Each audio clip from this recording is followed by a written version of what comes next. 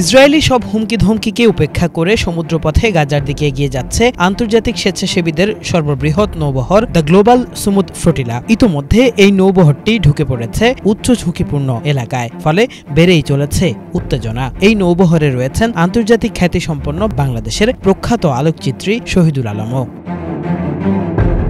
বুধবার দুপুর নাগাদ গাজা উপকূলের প্রায় ১০০ নটিক্যাল মাইলের কাছাকাছি পৌঁছে যায় নৌবহরটি। দুপুরে নিজের ভেরিফাইড ফেসবুক পেজে সেই নৌবহর থেকে বাংলাদেশের পতাকা হাতে ছবি প্রকাশ করেন শহীদুল আলম। মুহূর্তে সামাজিক যোগাযোগ মাধ্যমে ছড়িয়ে পড়ে ছবিটি। তারপর থেকে ছবিটি শেয়ার করে শহীদুল আলম সহ বহর যাত্রীদের জন্য দোয়া প্রার্থনা করছেন দেশের নেটিজেনরা।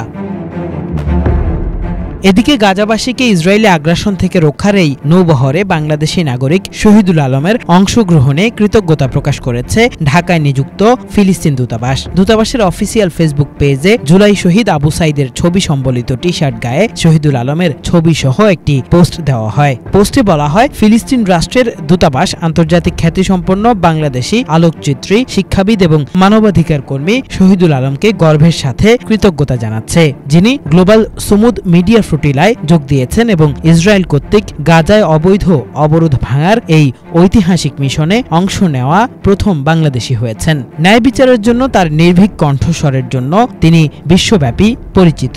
ঢাকার ফিলিস্তিন দূতাবাস তাদের পোস্টে শহীদুল আলমের একটি উদ্ধৃতিও তুলে ধরেছেন।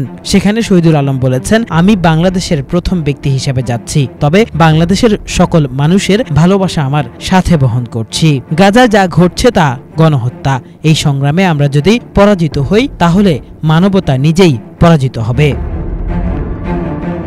৪৫টি নৌযানের এই বহরে বাংলাদেশের আলোকচিত্রী শহীদুল আলম ছাড়াও বিশ্ববিখ্যাত পরিবেশ আন্দোলন কর্মী Greta Thunberg, European parliamentarian Rima Hassan ও এমা ফেরেউল সহ বিভিন্ন দেশের স্বেচ্ছাসেবী সহ অন্তত ৪৯৭ জন রয়েছেন।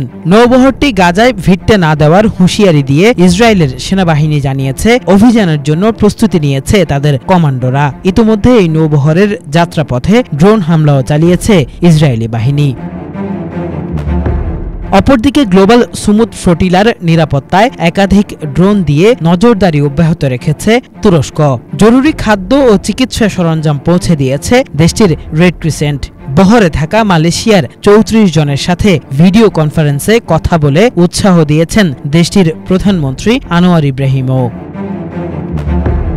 কিফায়াত শাকিল, বাংলা ভিশন, ঢাকা।